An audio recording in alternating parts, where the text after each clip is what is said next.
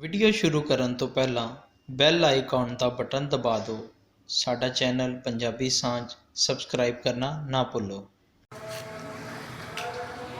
ਲਓ ਜੀ ਸਰਦਾਰ ਸਾਹਿਬ, ਇਹ ਗੱਜੀ ਮਾਰ ਦੇ घर ਦੀ ਆ ਬਾਹਰ ਦੀ ਦੀਵਾਰ ਇੱਥੋਂ ਗਲੀ ਦੀ ਸ਼ੁਰੂ ਹੋ ਪੈਂਦੀ ਹੈ। ਇਸੇ ਗਲੀ 'ਚ ਹੀ ਬਾਬੇ ਯਾਰਾ ਸਿੰਘ ਹਰਾਂ ਦੇ ਮਕਾਨ ਸੀ ਜਿਹੜੇ ਬਲੋਚ ਕੇਰੇ 'ਚ ਰਹਿੰਦੇ ਨੇ।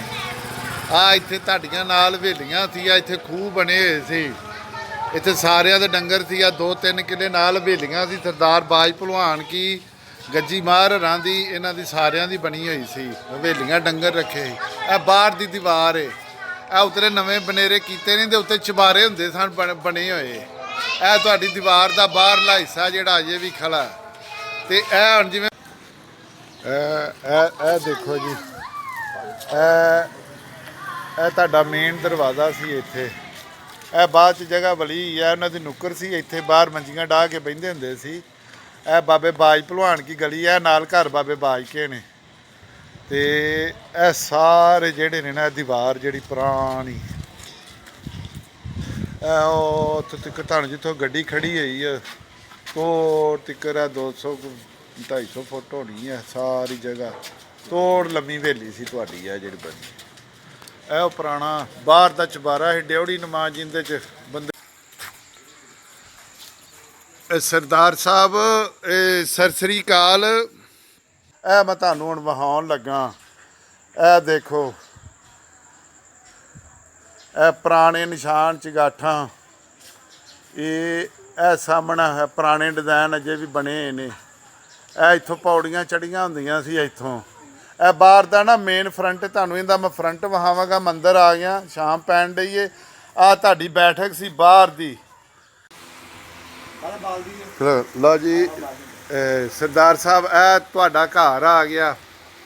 ਇਹ ਗੱਜੀ ਬਾਹਰ ਦਾ ਮਕਾਨ ਹੈ ਜੀ, ਤੁਹਾਡੇ ਦਾਦਾ ਜੀ ਦਾ। ਸਾਰਾ ਦੇਖ ਲਓ, ਇਹ ਦੇਖ ਲਓ ਅਜੇ ਤੱਕ ਉਸੇ ਤਰ੍ਹਾਂ ਪੁਰਾਣੇ ਸਾਰੀਆਂ ਦੀਵਾਰਾਂ ਖੜੀਆਂ ਹੋਈਆਂ ਨੇ।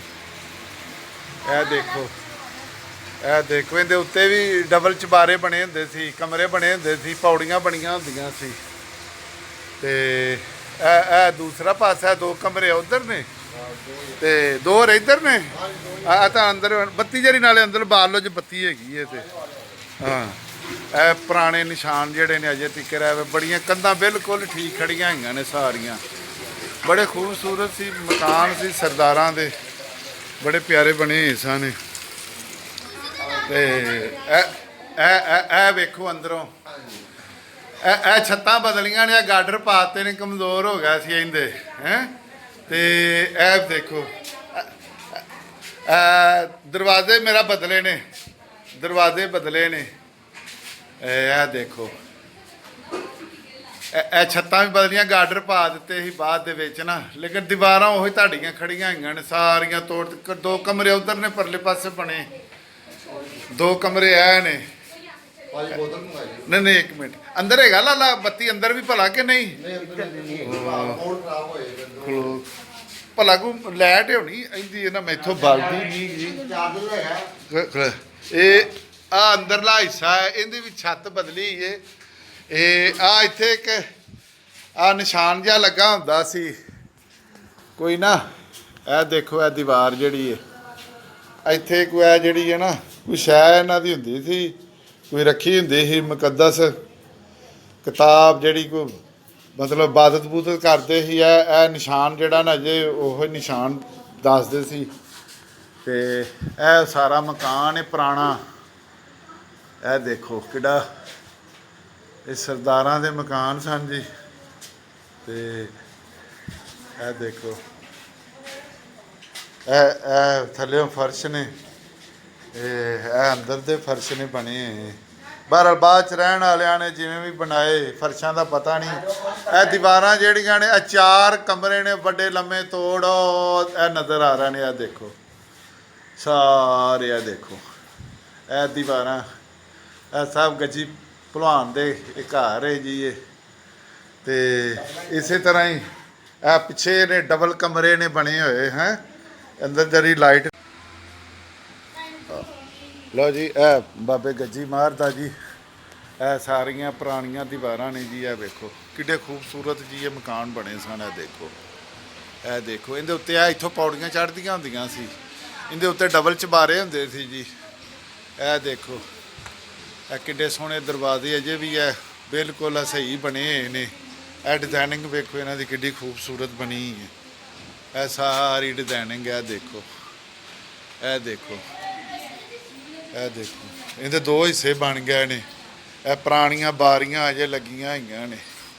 ਇਹ ਦੇਖੋ ਇਹ ਦੇਖੋ ਇਹ ਦੀਵਾਰ ਇੱਧਰ ਕਰ ਦਿੱਤੀ ਹੋਈ ਹੈ, ਇਹ ਵਿੱਚੋਂ ਪਾਰਟੀਸ਼ਨ ਇੱਧਰ ਹੋ ਗਈ ਹੈ। ਇਹ ਨਾਲ ਦੂਸਰਾ ਹਿੱਸਾ ਹੈ। ਇਹ ਦੇਖੋ ਇਹ ਜਿਹੜਾ ਇਹ ਨੁੱਕਰ ਆ ਗਈ, ਇਹ ਬਾਬੇ ਬਾਜ ਭਲਵਾਨ ਕੇ ਘਰ ਦੇ ਨਾਲ ਦੀ ਇਹ ਨੁੱਕਰ ਆ ਜਾਂਦੀ ਹੈ। ਇਹ ਅੰਦਰ ਕਮਰੇ ਨੇ ਡਬਲ ਬਣੇ, ਇਹ ਪਿਛਾਂ ਡਬਲ ਕਮਰੇ ਬਣੇ ਨੇ। ਇਹ ਵੇਖੋ ਦੀਵਾਰਾਂ ਬਿਲਕੁਲ ਖੂਬਸੂਰਤ ਸਾਰੀਆਂ ਦੀਵਾਰਾਂ ਬਣੀਆਂ ਹੋਈਆਂ ਨੇ। ਇਹ ਦੇਖ ਲਓ ਇਸੇ ਤਰ੍ਹਾਂ ਹੀ ਇਹ ਬਣੀਆਂ ਹੋਈਆਂ ਨੇ। ਇਹ ਦੇਖ ਲਓ ਇਹ ਸਾਰੇ ਭਰਾ ਵਿੱਚ ਰਹਿੰਦੇ ਨੇ, ਰਿਹਾਇਸ਼ ਇਖਤਿਆਰ ਕੀਤੀ ਹੋਈ ਹੈ ਵੀਰਾਂ ਨੇ। ਅੱਲਾ ਇਹਨਾਂ ਤੇ ਰਹਿਮਤ ਕਰੇ। ਹਾਂ ਇਹ ਦੇਖੋ ਇਹ ਸਾਰੇ ਜੀ ਗੱਜੀ ਭਲਵਾਨ ਦੇ ਮਕਾਨ ਨੇ ਜੀ। ਇਹ ਤੁਹਾਨੂੰ ਅੰਦਰ ਜੀ ਸਾਰਾ ਵਹਾਤਾ। ਅੰਦਰ ਆ ਡਬਲ ਕਮਰੇ ਨੇ। ਇਹ ਛੱਤਾਂ ਬਦਲ ਦਿੱਤੀਆਂ ਹੋਈਆਂ ਨੇ, ਇਹਨਾਂ ਦੀਆਂ ਛੱਤਾਂ ਕੋ ਖਰਾਬ ਹੋ ਗਈਆਂ ਇਹੀ ਜਾਂ ਜਿਵੇਂ ਦੱਸਦੇ ਨੇ ਵਾਕਿਆਤ। ਤੇ ਹਜੇ ਵੀ ਮਕਾਨ ਸਾਰੇ ਹੀ ਉਹਨਾਂ ਦੇ ਸਹੀ ਸਲਾਮਤ ਖਲਾ ਆ ਗੱਜੀ ਭਲਵਾਨ ਦਾ। ਬਾਕੀ ਤੁਹਾਨੂੰ ਜੇ ਫਿਰ ਵਹਾ